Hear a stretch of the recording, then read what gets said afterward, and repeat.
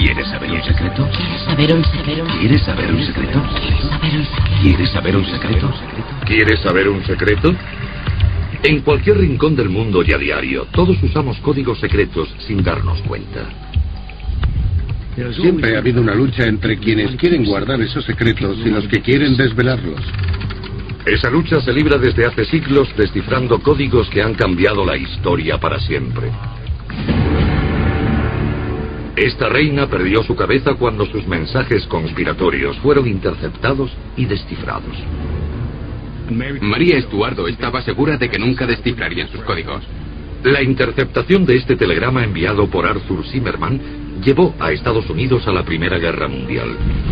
La interpretación del telegrama de Zimmerman cambió toda la historia del siglo XX.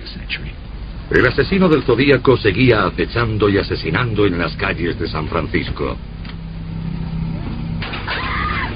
Porque nadie conseguía descifrar sus mensajes. Al intentar resolver el mensaje de un asesino, hay que adivinar qué palabras se esconden en él. Una puede ser matar y otra víctima.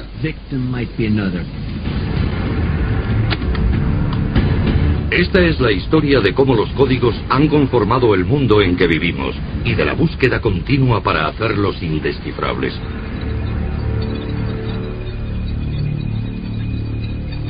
¿Códigos imposibles?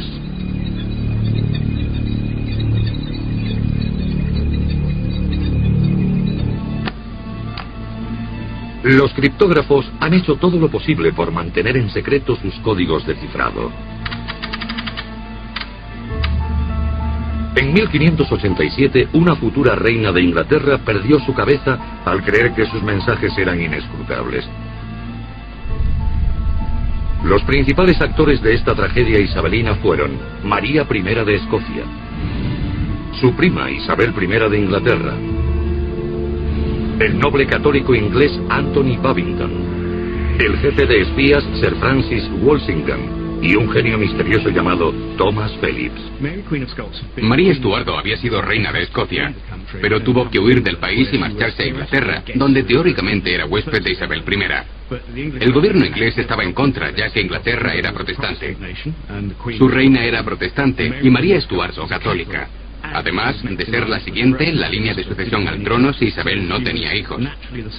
Era evidente que podía estar en el centro de cualquier conspiración para librarse de Isabel y sustituir a la reina protestante por una católica.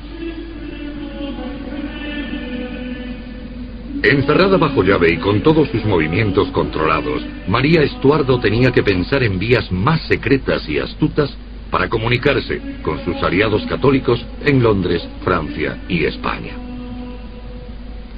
Decide usar una serie de símbolos para comunicarse en secreto. Cree que aunque los mensajes sean interceptados, nadie conseguirá leerlos porque están en clave. En junio de 1586, María empieza a cartearse con un conspirador católico, Anthony Babington. Babington y María Estuardo deciden enviarse las cartas mutuamente a través del fabricante de cerveza que lleva los pedidos semanales a casa de María. Ella escribía una carta que sus secretarios se encargaban de poner en clave. Y en cuanto estaba lista, la enrollaban para que fuera muy pequeña.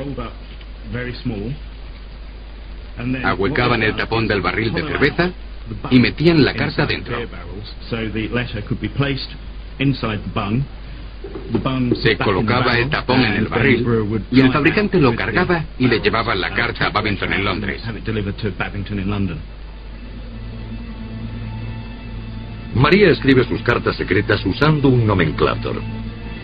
En este tipo de mensaje se usan unos símbolos individuales que se corresponden con letras individuales. Pero para acelerar la escritura de una carta larga, las palabras más usuales como por qué y cuándo tienen un símbolo propio.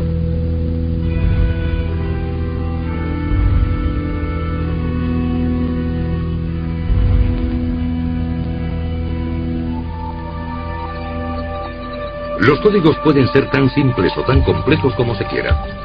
Se trata de escoger la herramienta adecuada para la tarea. Pero, ¿cómo sabríamos qué tipo de código usar? David Kahn puede darnos la respuesta. Es un experto en guardar secretos y autor del bestseller The Code Breakers, Está considerado el mayor experto mundial en la historia de los códigos y la criptología. Durante siglos, cuando usaban códigos, había que tener una clave para descifrar el mensaje. Y la persona que quería descodificarlo tenía que tener la misma clave para poder hacerlo.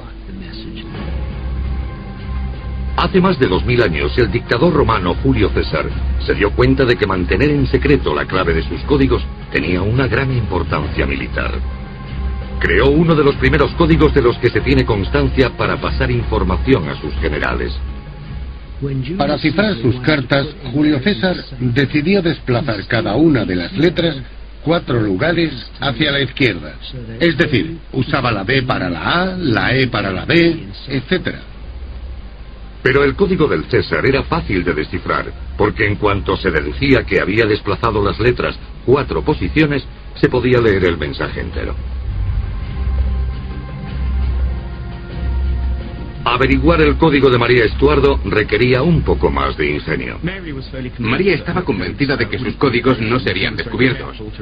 De hecho, se tomaba la molestia de cambiarlos regularmente, creando nuevos alfabetos.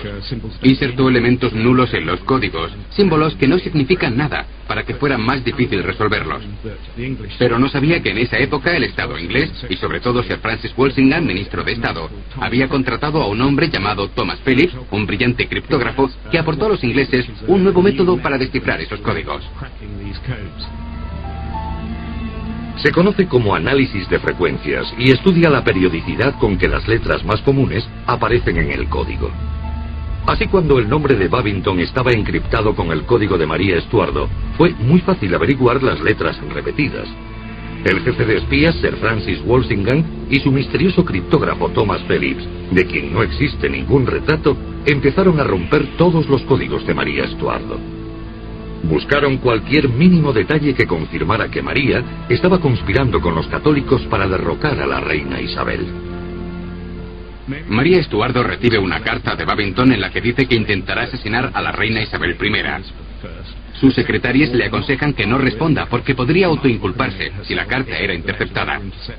Pero decide contestar sugiriendo distintas maneras de sacarla de su encierro y comentando qué habría que hacer para convertirla en reina de Inglaterra.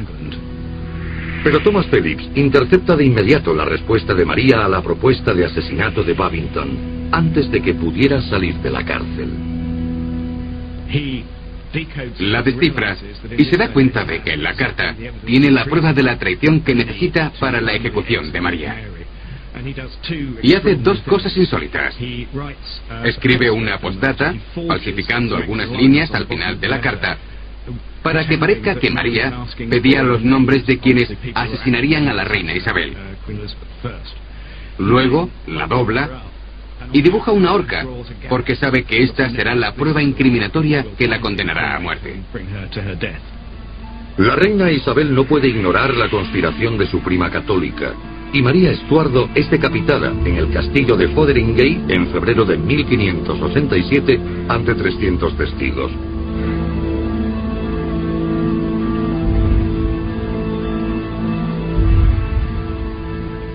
Los símbolos usados por María Estuardo son parecidos a los de un asesino en serie que sembró el terror en la ciudad de San Francisco casi 400 años más tarde. Este código cuenta con la complejidad añadida de que cada símbolo tiene muchos significados diferentes. Podrá ser interpretado antes de que el asesino vuelva a matar.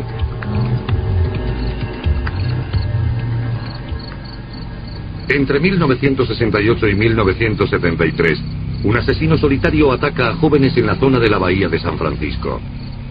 Darlene Ferren, de 22 años, y Mike Magoe, de 19, charlan dentro de un coche cerca de un campo de golf. Es casi medianoche del 4 de julio de 1969. Un coche se acerca y los ilumina.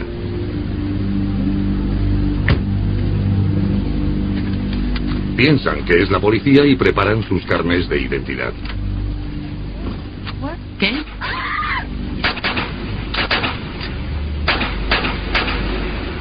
Esa noche son 9 disparos.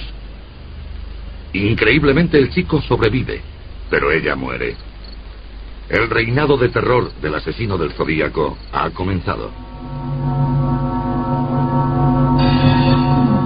Durante los 6 años siguientes comete por lo menos 5 asesinatos más, aunque él se atribuye 7 en total.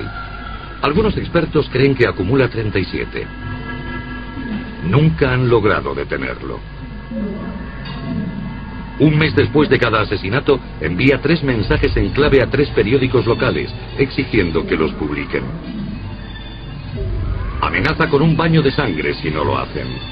Pero si alguien logra interpretarlos, conocerá su identidad.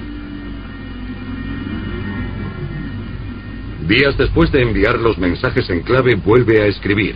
Esta vez se refiere a sí mismo como Zodíaco. El asesino del Zodíaco usaba lo que llamamos la sustitución homofónica. Esto significa que cada letra del mensaje original puede sustituirse por 1, 2 o 3 símbolos distintos. Así, una letra como la E no se sustituye solo por la X, sino por la X, la Q y la R para que el mensaje sea más difícil de resolver.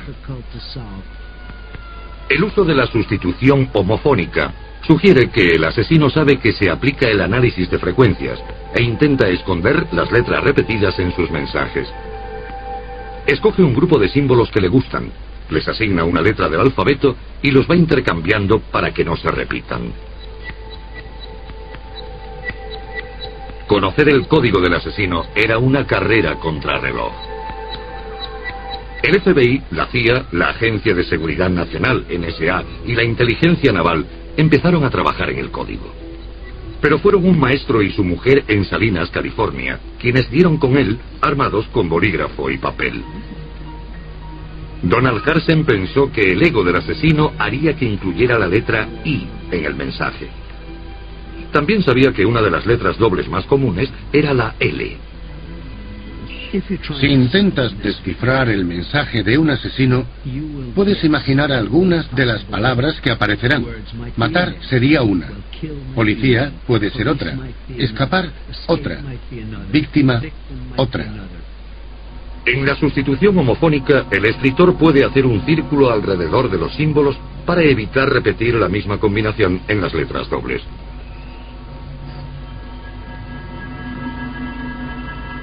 Harden y su mujer tuvieron suerte, porque el asesino se aburrió o se despistó, y como Harden había predicho, la primera palabra que descifraron contenía una doble L. Kill. Matar. Harden tardará 6 días en descifrar todo el mensaje, y lo logra antes que las agencias de inteligencia del gobierno.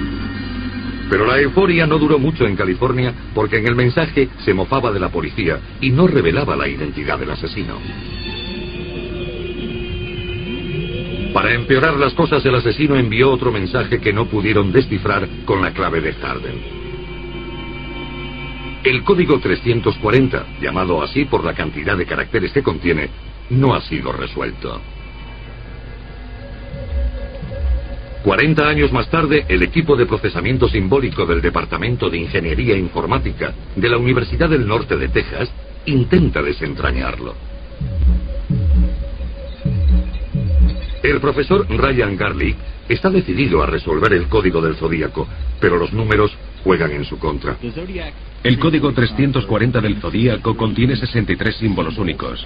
Si consideramos que hay 26 letras representadas por cada símbolo, nos da 26 elevado a 63 claves para descifrar. El resultado sería un número de 90 dígitos, así que aunque usáramos un ordenador muy potente o una red de ordenadores para trabajar en el tema, tampoco podríamos contemplar todas las combinaciones. Cree que una buena manera de intentar resolverlo sería creando comandos informáticos. El software que hemos desarrollado en la Universidad del Norte de Texas usa un algoritmo genético que trabaja con claves posibles y mapea el símbolo y su correspondiente en letras inglesas. Generamos las claves al azar. El programa informático trabaja en 3 fases. Primero convierte cada uno de los símbolos originales del Zodíaco en texto que el ordenador puede leer. Luego el programa presupone la letra inglesa que se corresponde con cada uno de los símbolos. Finalmente, y basándose en esas suposiciones, intenta formar palabras inglesas con las letras que el programa ha generado. Entonces comprobamos las claves y decimos, esta genera una solución que podría ser una palabra en inglés. Cogemos una parte de las posibles soluciones, la mitad, por ejemplo, y las combinamos con la otra mitad de otra solución satisfactoria para ver si el hijo de esas dos soluciones es algo mejor. La combinación constante de las claves que producen buenas soluciones suele dar palabras en inglés. Pero de momento ninguna ha dado frases enteras con sentido.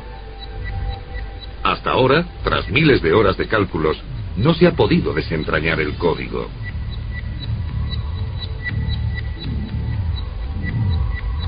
La identidad del asesino del Zodíaco sigue siendo un misterio. Pero, ¿cómo se le ocurrió un código tan intrincado a un hombre en los años 60? Podría haber usado algunos libros de la época. El primer capítulo de uno de ellos es Códigos de sustitución homofónica. Sabemos que la primera parte del código se descifró así. Miramos el segundo capítulo del libro para ver cómo interpretar el siguiente. Uno de los pocos libros sobre criptografía disponible en los años 60 era el que escribió David Kahn. Me gusta que exista la teoría de que alguien aprendiera cosas sobre codificación con The Code Breaker, pero no me alegro de haber ayudado a un asesino. Los libros son la clave para crear y descifrar muchos códigos. Un texto al que tengan acceso el emisor del mensaje y el receptor. Uno de los códigos más famosos y misteriosos está basado en uno de los documentos impresos más famosos del mundo. Quien resuelva el cifrado Bill conocerá el lugar donde está enterrado un tesoro de oro, plata y joyas, valorado en unos 25 millones de euros. La ubicación del tesoro está encriptada entre las palabras de la Declaración de Independencia de Estados Unidos.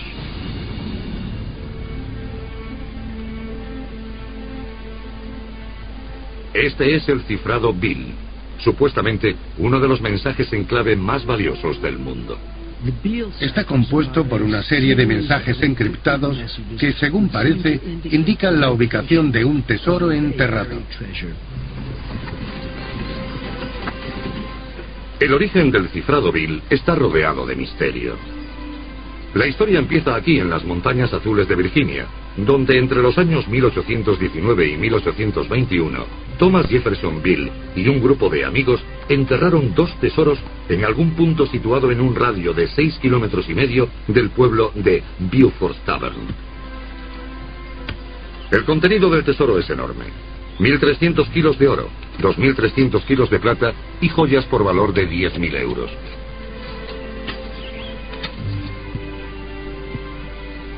Bill anota cuidadosamente la situación exacta y se asegura de que nadie pueda encontrarlo. Encripta el secreto en 3 partes distintas y se las da al propietario de un hotel de la zona. Finalmente, el señor Bill desaparece para siempre. El primer mensaje en clave da la situación del oro, la plata y las joyas. El segundo, el contenido del tesoro. El tercero es la lista de los nombres de las personas a las que les pertenece. En la década de 1860 está en manos de un personaje misterioso que empieza a intentar interpretarlo. Adivina que se trata de un código basado en un texto impreso. ¿Pero cuál? Dice que lo intenta con todos los libros que caen en sus manos hasta que la Declaración de Independencia le da la pista que busca. Empieza a numerar las palabras de la declaración. Cuando se convierte en el 1, en es el 2, el 3, curso 4, de 5, humanos 6, etc. Tras escoger minuciosamente las palabras que se corresponden con los números del cifrado, Bill consigue desvelar el código. Por desgracia, este método solo servía para leer uno de los 3 mensajes, el que nos da las cantidades del tesoro. Los otros 2, las personas a quienes pertenece, y el más importante, el de la ubicación del tesoro, siguen sin ser descifrados 150 años más tarde.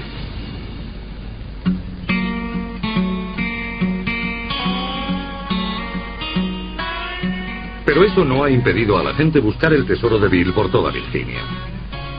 El bodeguero local Danny Johnson ha visto a gran cantidad de buscadores de tesoros que aseguran que han dado con la clave y conocen la ubicación del tesoro.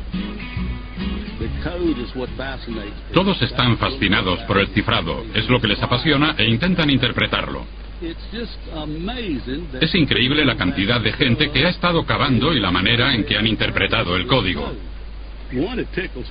El que más gracia me hace de todos es uno de los últimos que vino desde Pensilvania. Una mujer que contrató una excavadora decía que sabía dónde estaba. Fue hasta el cementerio y se puso a excavar. Pero eso no se puede hacer, ni en Virginia ni en el condado de Bedford. Obviamente fue arrestada por cavar en el cementerio. La metieron en la cárcel y no tenía dinero. El juez la llamó a su presencia y le dijo: señora, si regresa a Pensilvania y promete no volver jamás al condado de Bedford, la dejaré salir de la cárcel. Olvídese del tesoro. Pero algunos han dejado a un lado el código y usan sus conocimientos de la zona para buscar el tesoro.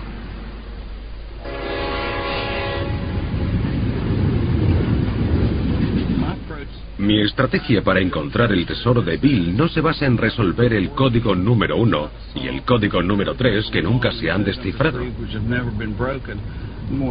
Me centro en la información obtenida en el código número 2 y en los conocimientos que tengo sobre la zona, porque vivo aquí y puedo relacionar los detalles. He hablado con los ancianos, que me han ayudado con el tema de las carreteras antiguas y de las tierras. El confeso fanático Ed Easterling y su hermano Tim tienen su teoría de por qué nadie ha encontrado el tesoro. Todos los buscadores han estado rastreando una zona equivocada. Examinan las pruebas, situados junto a los restos del primitivo Beaufort Tavern. Bill y sus hombres debieron de viajar por esta carretera y pasaron por lo que llamaban el Paso de las Montañas Azules. En este mapa aparece en forma de línea recta, pero en realidad la vieja carretera, en lugar de ir de oeste a este, se ajustaba a los cerros por los puntos más fáciles. Habría ido hacia el norte, bajaría hacia el sur y volvería de nuevo al norte. La circunferencia quedaría reducida porque las curvas de la carretera se comerían parte del kilometraje que Bill decía que había medido. La carretera por la que los hermanos Easterling creen que se desplazó el tesoro ahora no es más que una pista forestal. Esta es la carretera de este a oeste por la que Thomas Jefferson Bill y sus hombres habrían pasado. Ya podéis ver que los constructores de carreteras cavaron hasta llegar al lecho de roca. Por eso la carretera está en tan buen estado. ¿Qué te hace pensar que este es el lugar donde pueden estar? Cuando seguimos la vieja carretera este-oeste, este es el punto que se encuentra a 6,5 kilómetros. Con la carretera moderna solo son 3,5 kilómetros para llegar aquí. Thomas Jefferson Bill y sus hombres dijeron que querían colocar el tesoro en una cueva de la zona. Cuando llegaron aquí, los campesinos la usaban para almacenar fruta y verdura. El tesoro tiene que estar en esta zona. Si no, solo hay otro lugar en el que pueda estar, en dirección a los picos de Otter. El paisaje ha cambiado completamente desde el siglo XIX, así que tardarán bastante en encontrar la localización exacta del tesoro de Bill, si es que existe.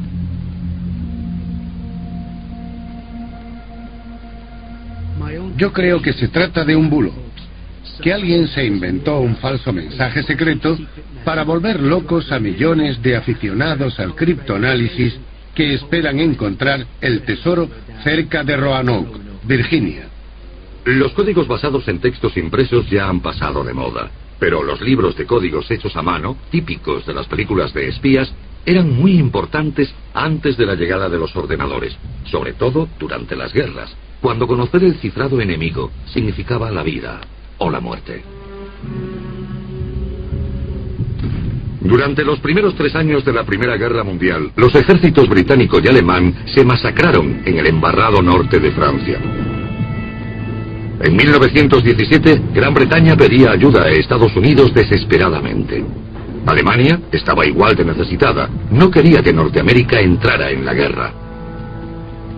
Uno de los factores más importantes para que el presidente estadounidense le declarara la guerra a Alemania fue la interceptación y posterior interpretación de este mensaje. En una época en que no había ordenadores ni internet, la comunicación era muy distinta, mucho más lenta y potencialmente peligrosa. A principios del siglo XX, el mundo está interconectado por el telégrafo. Había cables que unían físicamente a los países, cruzando el Atlántico, el Mediterráneo hasta el norte de África.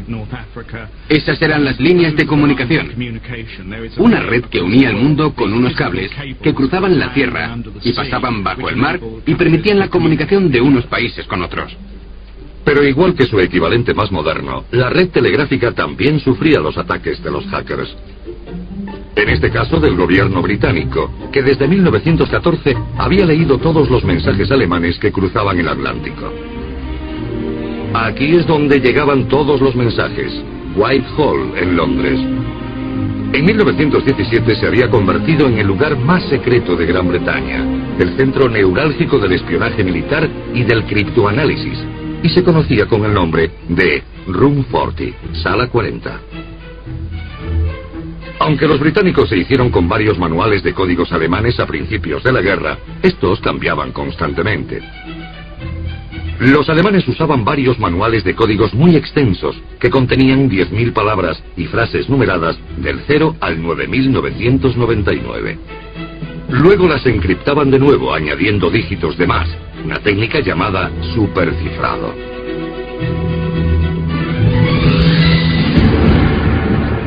La mayoría de los mensajes alemanes son comunicados rutinarios entre las trincheras y el frente, relativos a movimientos de tropas y abastecimiento. Pero de vez en cuando hay mensajes diplomáticos entre las embajadas alemanas en Europa. Estos están encriptados mediante el código diplomático 0075, un cifrado que los británicos acaban de descubrir y que aún no está resuelto plenamente. Así que cuando en enero de 1917 es interceptado un telegrama en clave, enviado desde Berlín al embajador alemán en México, empezó la carrera para descifrarlo. Lo básico cuando abordamos un código es tratar de presuponer algunas de las palabras. Tenemos un grupo de números, pero ¿qué significan? No surgen de la nada. Hace muchos años que se envían telegramas diplomáticos y suelen empezar con una frase como «Tengo el honor de informar a su excelencia». Si hemos visto esto en un texto normal, podemos deducir que será la fórmula inicial del texto en clave. Lo primero que hacen los criptoanalistas de la Sala 40 es empezar a buscar los números que formaban la palabra stop, la forma telegráfica de terminar las frases. Logran leer buena parte del final del mensaje, la firma de Arthur Zimmermann, el ministro de Asuntos Exteriores alemán. Luego detectan extrañas combinaciones de números que se convierten en letras que no tienen un sentido por sí solas. AR, IZ, ON, A o Arizona. Una palabra que no aparece en el libro alemán de 10.000 palabras en clave. La han construido fonéticamente. Cuando han descifrado buena parte de los grupos de códigos de la parte superior del mensaje, llegan a la conclusión de que se refieren a Texas y Nuevo México. En cuanto lo tienen resuelto, el mensaje está claro. Alemania propone apoyar a México si invade Estados Unidos. Como recompensa, México recuperaría el control de Texas, Nuevo México y Arizona. Esto no solo supone un acto de agresión directa por parte de Alemania, es también una táctica de distracción. Si Estados Unidos está ocupado luchando contra su vecino, no podrá implicarse en la guerra en Europa. Cuando el presidente Woodrow Wilson se enfrenta a la prueba del telegrama de Zimmermann, no tiene elección, y el 6 de abril de 1917 le declara la guerra a Alemania.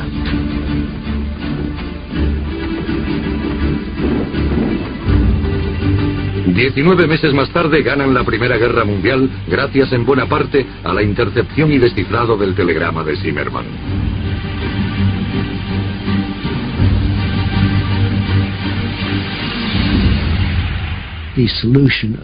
La descodificación del telegrama de Zimmermann quizás sea la solución criptográfica más importante de la historia. Llevó a Estados Unidos a la guerra, lo situó en el panorama mundial y cambió la historia del siglo XX. Hasta el final de la guerra, los alemanes no supieron que sus códigos habían sido descubiertos y que sus planes para México estaban condenados al fracaso. El telegrama de Zimmerman presentaba una idea disparatada. México nunca le declararía la guerra a su vecino. Todas las fábricas de armamento estaban en Estados Unidos y Alemania no podía abastecer a México porque el Atlántico estaba controlado por la Marina Británica. Para empezar, no podían enviar ni hombres ni armas. Finalmente, a México no le interesaba recuperar los 3 estados que había perdido, ya que ahora eran angloparlantes. México, hispanohablante, no creía poder retenerlos, aunque fuera posible, y lo rechazaron. Los alemanes podrían haber evitado que se leyera el telegrama de Zimmerman si hubieran usado un instrumento con 500 años de historia, el disco de Alberti. Su secreto, unas ruedas dentro de otras que podrían mezclar los alfabetos hasta hacerlos prácticamente ilegibles. Hacia 1470, el invento de este hombre, León Battista Alberti, cambia la criptología para siempre. Alberti es uno de los grandes hombres olvidados del Renacimiento. Era un gran científico y estaba especialmente interesado en los códigos y el cifrado. En el centro de esta historia encontramos el papado. Uno de los secretarios del Papa era amigo de Alberti y le pidió que creara un método para codificar documentos. Alberti creó el que podríamos considerar como el primer dispositivo codificador de la historia, la rueda de cifrado. Era un disco de cifrado que generaba la primera técnica de sustitución polialfabética. Se llama polialfabética porque cuando lo giramos produce distintos alfabetos de cifrado. Cada uno de los discos contiene las 24 letras del alfabeto latino, pero en el interior las letras están desordenadas. El sistema de encriptación de Alberti se basa en que el emisor y el receptor tienen un disco igual y han acordado previamente una letra de referencia del anillo interior. El emisor inicia el mensaje colocando la letra de referencia aleatoriamente ante cualquier otra del disco exterior. Esta será la primera letra mayúscula del mensaje cifrado. Sigue componiendo el mensaje leyendo la letra del disco interior y usando la correspondiente del disco exterior. Tras escribir 3 o 4 palabras, el emisor mueve la letra de referencia al azar, indicándoselo al receptor con una letra mayúscula. Esto significa que cada parte del mensaje está encriptado de manera distinta.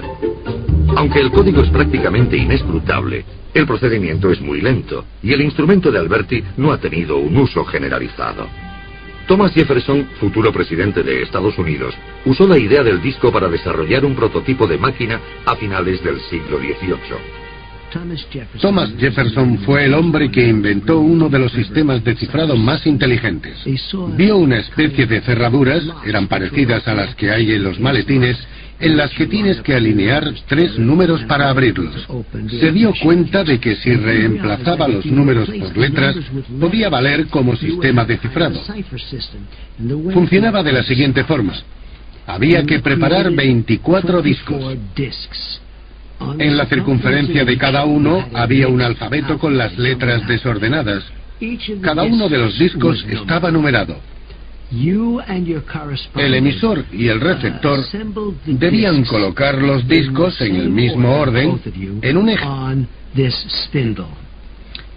Para cifrar el mensaje, había que colocar todas las letras del texto en una línea. Ataque al amanecer mañana. Fijaba los discos para que no se movieran, giraba todo el conjunto y escogía cualquiera de las demás líneas como texto cifrado para enviárselo a la otra persona. El receptor, que tenía los discos montados en el mismo orden, disponía todas las letras del mensaje en una línea y giraba el conjunto hasta que veía la línea que tenía sentido en inglés. Ese era el texto real. En el siglo XX, el ejército de Estados Unidos seguía usando la máquina de Jefferson. Pero en Europa estaban diseñando otra que le haría sombra.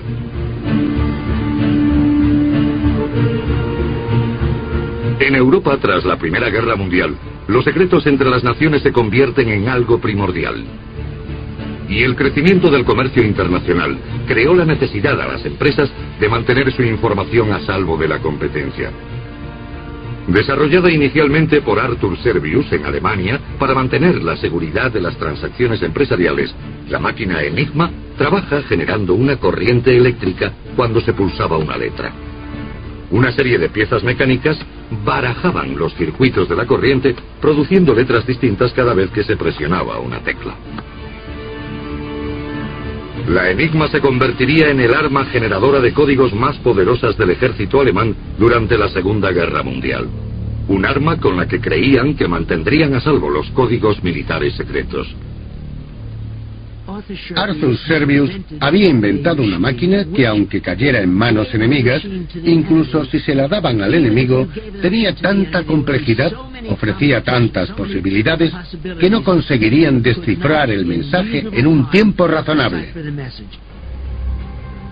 Igual que el disco de Alberti, la máquina Enigma creaba sustituciones polialfabéticas. Era rápida, estaba mecanizada y producía códigos aparentemente inescrutables. Es un aparato para convertir los mensajes legibles en ininteligibles.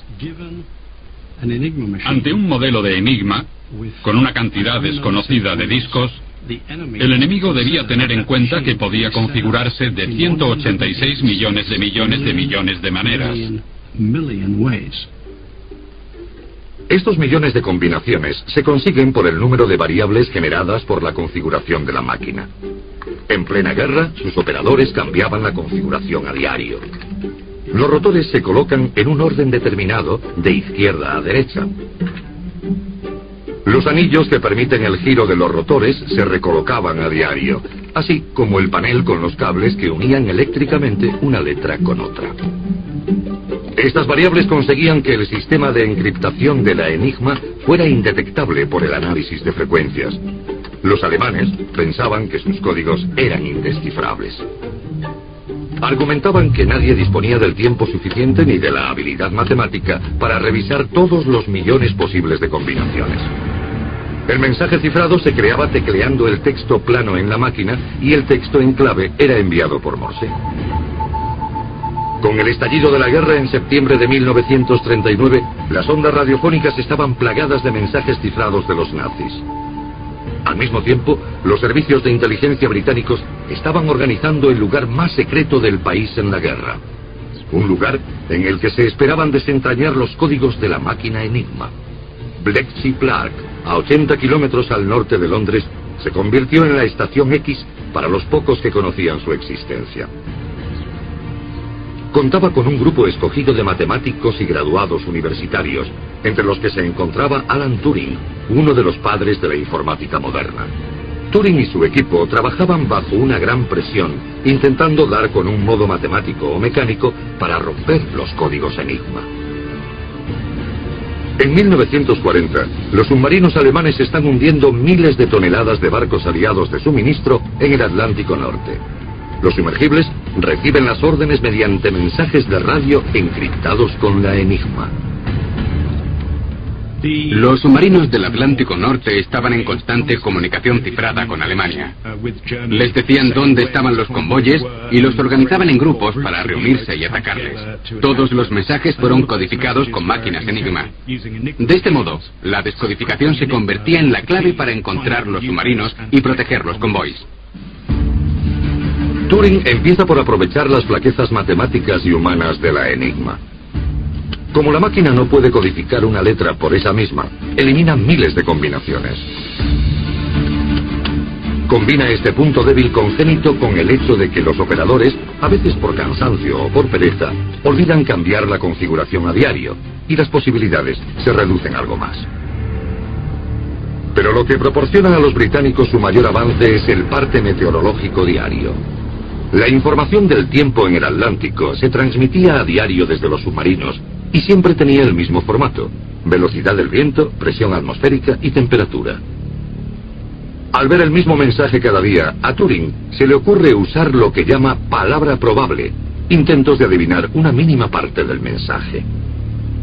Este sería un ejemplo de palabra probable en alemán en un parte meteorológico del Golfo de Vizcaya. El mensaje encriptado se compara con el texto plano. Si algunas de las letras coinciden consigo mismas en las dos versiones, S con S, V con V, las palabras probables estarán mal porque la enigma no podía cifrar una letra repitiéndola. El mensaje se mueve de un lado a otro hasta que no hay coincidencias. Los británicos ya tenían pistas para saber qué había en los mensajes, pero seguirían necesitando muchas horas de trabajo para revisar todas las combinaciones y descifrar los miles de interceptaciones diarias. Deciden desarrollar una máquina propia para enfrentarse a la enigma, un instrumento que intenta revertir su proceso de encriptación. La bomba recibió su nombre por un helado o por el ruido de la espoleta de una bomba, nadie lo sabe a ciencia cierta. No es un ordenador al no ser programable, pero sí algo más que una calculadora. Funciona como un motor de búsqueda, procesando grandes cantidades de datos para obtener soluciones posibles a fragmentos del texto encriptado. ¿Conseguirá descubrir el código de la enigma antes de que la Marina alemana gane la guerra en el Atlántico?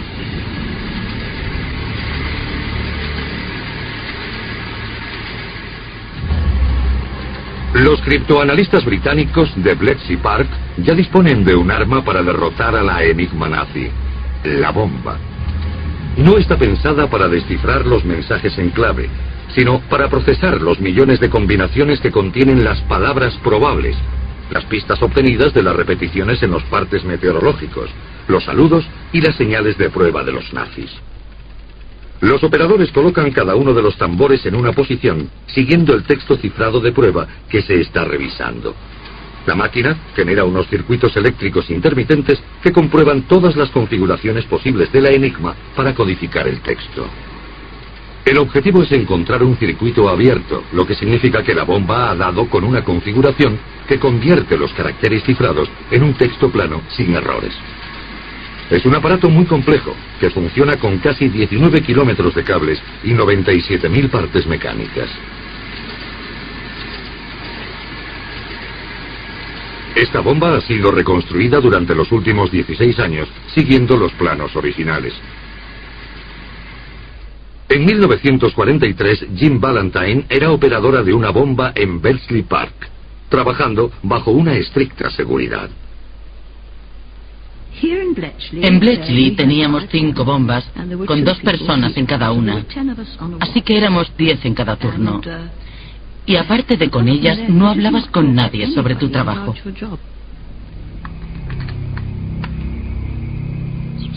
En cuanto salías de la sala de las máquinas, entrabas en un coche para volver a donde vivías y no pensabas ni hablabas sobre ello jamás. Bletchley Park es uno de los mejores ejemplos de seguridad total en la historia. Los nazis no tenían ni idea de que sus mensajes estaban siendo descifrados. Tampoco sabían que sus libros de códigos y sus máquinas Enigma eran retirados de los submarinos capturados. Turing y su equipo trabajaban día y noche desentrañando los mensajes de la Enigma, desde las posiciones de los submarinos hasta la situación de los refuerzos, y le suministraban esa información a los aliados. En 1945 había más de 300 bombas funcionando a ambos lados del Atlántico. La enigma nazi tenía los días contados. La interceptación y descodificación de los mensajes nazis determinaron el resultado de muchas campañas y batallas de la Segunda Guerra Mundial, como el desembarco de Normandía, el Alamein y Anzio.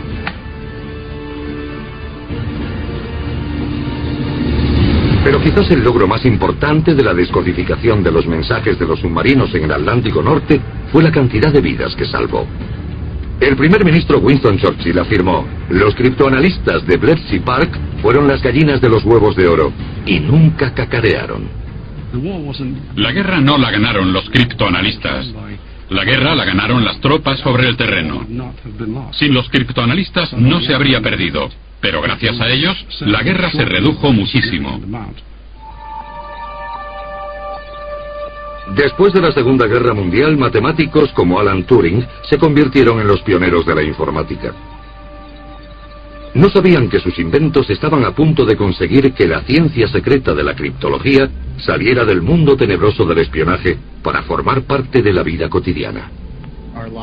Nuestras vidas dejan muchos rastros electrónicos. Cada compra que hacemos con una tarjeta de crédito queda almacenada en una base de datos. Cada visita al médico, cada llamada telefónica, cada email, todo lo que enviamos o comunicamos está en un registro o lo estará en un futuro cercano. La criptología del siglo XXI se basa en las matemáticas avanzadas y en la capacidad de los ordenadores modernos para hacer cálculos y procesar información a gran velocidad. Creo que los ordenadores han tenido un impacto espectacular en el criptoanálisis. De hecho, la necesidad de descifrar los mensajes de la Segunda Guerra Mundial dio pie a la industria informática y fue una gran responsable de su desarrollo. También cambió el carácter de la encriptación y del criptoanálisis. Con la aparición de los ordenadores es algo mucho más matemático. Se trata de resolver problemas matemáticos complejos para descifrar los códigos. Pero el lenguaje que usan los ordenadores para procesar la información es uno de los más básicos que se han inventado, el binario. Un ordenador está formado por un grupo de transistores que solo presentan dos estados cuando la electricidad pasa por ellos, encendido o apagado, que se corresponden con los dígitos 1 y 0. Pero tan importante como la rapidez con que el ordenador procesa los datos es cómo los encripta. En el pasado los criptógrafos necesitaban una clave para descifrar el código compartido entre el emisor y el receptor. Y como hemos podido comprobar, la clave puede ser interceptada. Pero en las técnicas actuales de encriptación informática no hay necesidad de compartir una clave. En lugar de eso, cada persona que usa un ordenador para enviar información tiene dos claves, una privada y otra pública. Básicamente tienes una clave privada que solo conoces tú y una clave pública que puede figurar en tu página web si quieres.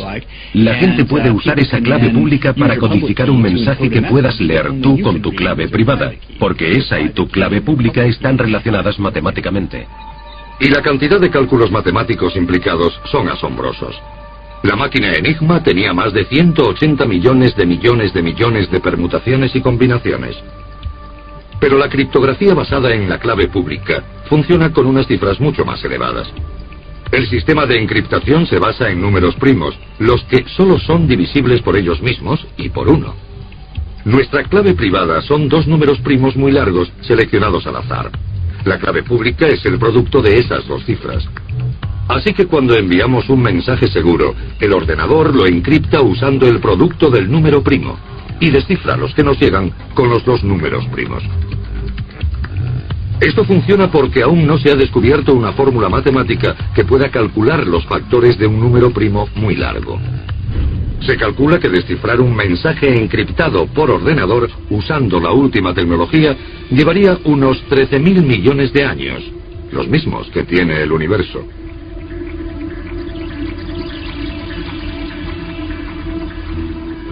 Pero la encriptación de clave pública no es solo una manera de transmitir datos de manera segura. También se puede usar para verificar quién está en el ciberespacio y comprobar que tus datos no están siendo manipulados. Si María Estuardo hubiera usado este sistema, habría sabido que Walsingham estaba leyendo sus mensajes. Y el resultado de las dos guerras mundiales habría sido distinto si los alemanes hubieran sabido que sus mensajes secretos no eran tan secretos como pensaban. De momento, la pelea entre el gato y el ratón, entre criptógrafos y criptoanalistas, parece ir a favor de los primeros.